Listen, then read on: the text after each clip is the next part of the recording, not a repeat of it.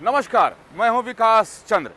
लोकसभा चुनाव 2024 की तैयारी में बीजेपी काफ़ी दिनों से लगी हुई है और अब कह सकते हैं कि बीजेपी की तैयारी लगभग मुकम्मल हो चुकी है। अलग अलग रणनीति बनाकर बीजेपी ने अपने नेताओं और कार्यकर्ताओं को मैदान में उतारना शुरू कर दिया है और बहुत सारे कार्यकर्ताओं और नेताओं को तो बहुत पहले ही जिम्मेदारी देकर पार्टी ने मैदान में उतार दिया है। अब तो सिर्फ उसका पार्टी फीडबैक ले रही है। अगर बीजेपी की बात करें और लोकसभा चुनाव 2024 की बात करें तो इस चुनाव में बीजेपी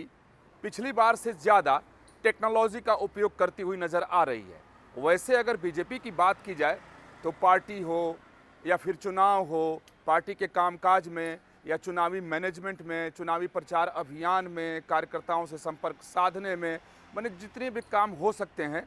पार्टी के स्तर पर या चुनाव को लें तो चुनाव में जितने भी हो सकते हैं, उसमें शुरू से बीजेपी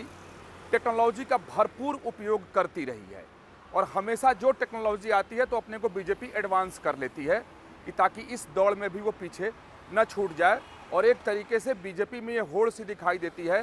कि दूसरी पार्टियां अगर टेक्नोलॉजी का उपयोग करती हैं या करें, उसके पहले उस पर महारत हासिल कर लो और उसी के आधार पर काम करना शुरू कर दो और उसका नतीजा भी दिखाई देता है पार्टी के कामकाज पर, पार्टी के चुनावी मैनेजमेंट पर, पार्टी के अभियान पर कि बीजेपी भरपूर टेक्नोलॉजी का उपयोग करती है और जो आधुनिकतम तकनीकी होता है उसका सहारा बीजेपी लेती रही है और हमेशा से लेती रही है। और 2019 के चुनाव में तो एक नए स्वरूप में बीजेपी का चुनावी अभियान देखने को मिला था, जब बिल्कुल डिजिटल सब कुछ कर दिया गया था, चाहे वो मैनेजमेंट हो या चुनाव प्रचार अभियान हो या प्रधानमंत्री नरेंद्र मोदी की रैली हो या बीजेपी नेताओं के द्वारा सड़क पर उतरकर चलाए जाने वाले अभियान हो, सब में डिजिटल टेक्नोलॉजी दिखाई दे रहा था, उसका सहारा लिया जा रहा था। और प्रधानमंत्री नरेंद्र मोदी की अगर बात करें तो प्रधानमंत्री नरेंद्र मोदी के बारे में ये कहा जाता है, पार्टी के नेता और कार्यकर्ता कहते हैं और खुद मैं भी इस बात को महसूस करता हूँ कि किसी भी समस्या का समाधान या किसी भी बीमारी का इलाज प्रधानमंत्री नरेंद्र मोदी टेक्नोलॉजी के जरिए ही ढूंढते हैं। और यही वजह है कि आज देश में एक टेक्नोलॉजी को लेकर क्रांति सी दिखाई देती है और वही क्रांति प्रधानमंत्री नरेंद्र मोदी पार्टी के अंदर भी चाहते हैं और बहुत उन्होंने करा भी दिया है। और अब वक्त आ गया है एआई टेक्नोलॉजी का, यानी आर्टिफिशियल इंटेलिजेंस, कृत्रिम मेधा, इसका भी पार्टी भरपूर उपयोग लोकसभा चुनाव 2024 में करने लगी है। बहुत से लोग अभी इस पर सोच रहे हैं, विचार रहे हैं, ये जानने की कोशिश कर रहे हैं कि एआई है क्या, यानी आर्टिफिशियल इंटेलिजेंस है क्या। बहुत से लोग अभी जानते भी नहीं हैं, लेकिन आपको जानकर ये हैरानी होगी, आश्चर्य होगा आपको कि बीजेपी इस पर काम करना शुरू कर दी है और लोकसभा चुनाव 2024 में पार्टी की रणनीति है कि एआई टेक्नोलॉजी का भरपूर उपयोग किया जाए और इस नई तकनीकी का पूरा लाभ उठाया जाए। और पार्टी ने जो भी शुरुआत की है, जो जानकारी छन छन कर सामने आ रही है, चूँकि इस मसले पर पार्टी की तरफ से कोई आधिकारिक जानकारी नहीं दी गई है, लेकिन जो जानकारी मिली है उसके मुताबिक डेटा को एनालाइज करने में, यानी जो डाटा देश भर से आ रहे हैं, चाहे वो मतदाताओं से संबंधित हों या फिर चुनाव अभियान से संबंधित हों, कार्यकर्ताओं के काम करने से संबंधित हों, क्या मुद्दे कहाँ पर चल रहे हैं, कौन से मुद्दे को और अच्छे ढंग से उठाना है, किन मुद्दों पर पार्टी की स्थिति और भी ज़्यादा मजबूत होगी, तो ये तमाम तरह के जो डेटा हैं इसका के एनालिसिस में, इसके विश्लेषण में एआई टेक्नोलॉजी का पार्टी भरपूर उपयोग कर रही है। साथ ही अब चुनावी अभियान में भी एआई टेक्नोलॉजी का उपयोग करने की पूरी तैयारी कर चुकी है। ख़ास तौर पर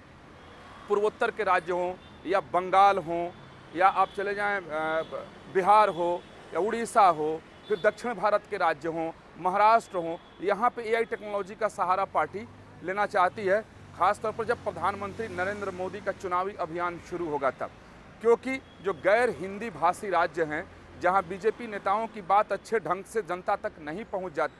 पाती है, बीजेपी ऐसा मानती है। और यही वजह बीजेपी मानती है कि दक्षिण भारत में पार्टी बहुत ज़्यादा मेहनत करने के बाद भी बहुत कामयाबी नहीं पा पाती है, कामयाबी उसको नहीं मिलती है, क्योंकि भाषा एक बहुत बड़ी समस्या के तौर पर बीजेपी के सामने हमेशा से दक्षिण भारत में रही है, पूर्वोत्तर के राज्यों में रही है, बंगाल में और असम में रही है। तो इस समस्या का समाधान इस बार लोकसभा चुनाव में बीजेपी एआई टेक्नोलॉजी के जरिए करने लगी है और उस पर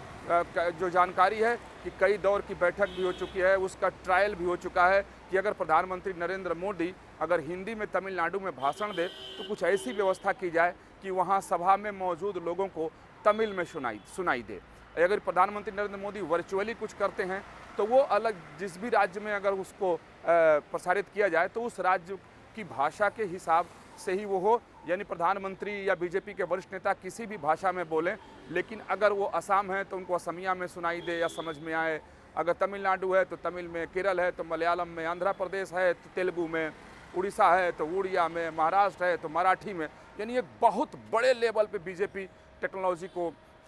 साधने की कोशिश कर रही है, इसका सहारा ले रही है, ताकि इस बार पिछले बार का रिकॉर्ड टूट जाए। यानी 2019 में जो पार्टी को सीटें मिली थी उससे ज़्यादा सीटें मिले, इस बार 370 का लक्ष्य पार्टी ने रखा है, तो उसे कैसे उस लक्ष्य को बेधा जाए, कैसे पाया जाए, इसके लिए टेक्नोलॉजी का भी भरपूर सहारा ले रही है। जो जानकारी अभी मिली है उसके मुताबिक AI टेक्नोलॉजी के जरिए जो अभी तक बीजेपी में काम हुआ है, तो एनालिसिस का काम हुआ है, डेटा एनालिसिस का काम, विश्लेषण का काम, जो डेटा देश भर से मिले हैं उसमें अगर बात की जाए तो खास तौर पर पश्चिम बंगाल, असम, पूर्वोत्तर के राज्य और तमिलनाडु, ये इतने राज्यों का एनालिसिस पार्टी ने AI टेक्नोलॉजी के जरिए किया है। और इसमें पार्टी ने पाया है कि जो इसके बेस वोटर हैं, जो बीजेपी के वोटर हैं, उनमें प्रधानमंत्री नरेंद्र मोदी और मोदी की गारंटी मुख्य मुद्दा है। लेकिन साथ ही उस विश्लेषण में ये भी आया है कि दूसरे कई ऐसे राज्य हैं या देश के कई ऐसे हिस्से हैं जहाँ पे दूसरे मुद्दे को भी उठाना अति आवश्यक है, पूरी मजबूती के साथ। इसके साथ ही AI टेक्नोलॉजी के जरिए बीजेपी कार्यकर्ताओं तक के जरिए अगर मतदाताओं तक पहुंच रही है तो युवाओं के क्या मूड हैं, युवा क्या चाहते हैं, उन किन मुद्दों का असर उन पर ज़्यादा है, इसको भी समझने के लिए इसके भी विश्लेषण के लिए पार्टी AI टेक्नोलॉजी का सहारा ले रही है। साथ ही जो पार्टी मुद्दा बनाना चाहती है, जो पहली बार वोट डालेंगे उनके बीच, या जो युवा हैं या किसानों के बीच, या जो केंद्र सरकार की योजनाओं के लाभार्थी हैं, या और फिर जो महिला लाभार्थी हैं या पूरे महिलाओं के बीच में जिन मुद्दों को पार्टी मजबूती से उठाकर उसे एस्टेब्लिश करना चाहती है, यानी स्थापित करना चाहती है चुनावी मुद्दे के तौर पर, तो उसमें भी AI टेक्नोलॉजी का पार्टी सहारा ले रही है। और ख़ास तौर पर देखें,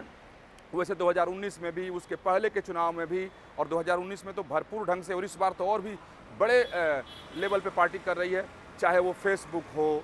ट्विटर हो, यूट्यूब हो, व्हाट्सएप हो, या फिर कहें तो SMS का जरिए, यानी जितने भी डिजिटल संचार के माध्यम हो सकते हैं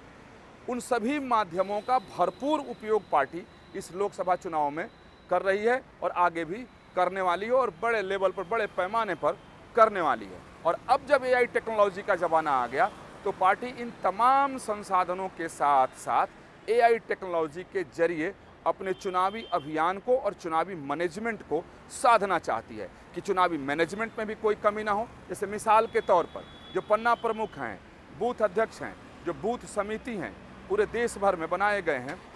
वो कैसे काम करते हैं, उनके फीडबैक क्या हैं, जो फीडबैक आ रहे हैं उसको एनालाइज करके तुरंत उसका रिजल्ट क्या है, ये AI टेक्नोलॉजी से पार्टी करना चाह रही है और इसकी शुरुआत भी कर दी है। साथ ही जो अभियान चलाए जा रहे हैं बीजेपी की तरफ से देश भर में, मुद्दों को लेकर के, एजेंडों को लेकर के, अलग अलग समाज के वर्गों में जाया जा रहा है, चाहे वो युवा हो या पहले बार का मतदाता हो, किसान हो, महिलाएं हों, या अल्पसंख्यकों के बीच में, या OBC समाज में, या दलित समाज में, जहां भी पार्टी जा रही है तो उसके लिए अलग अलग तरीके से पार्टी की रणनीति है, अलग अलग मुद्दे और एजेंडे, तो उसे किस तरीके से प्रभावी ढंग से ज़मीन पर उतारा जाए, इसके लिए भी पार्टी AI टेक्नोलॉजी का सहारा ले रही है कि उसका विश्लेषण करके जो रिजल्ट निकले उसके आधार पर पार्टी आगे बढ़ना चाह रही है। तो कुल मिलाकर कह सकते हैं कि बीजेपी सबसे ज़्यादा टेक्नो सेवी पार्टी है, यानी टेक्नोलॉजी के उपयोग में बीजेपी सभी पार्टियों से बहुत आगे दिखाई देती है, और जब चुनाव का अवसर आता है तो उसमें तो पार्टी भरपूर ढंग से उसका उपयोग करती है,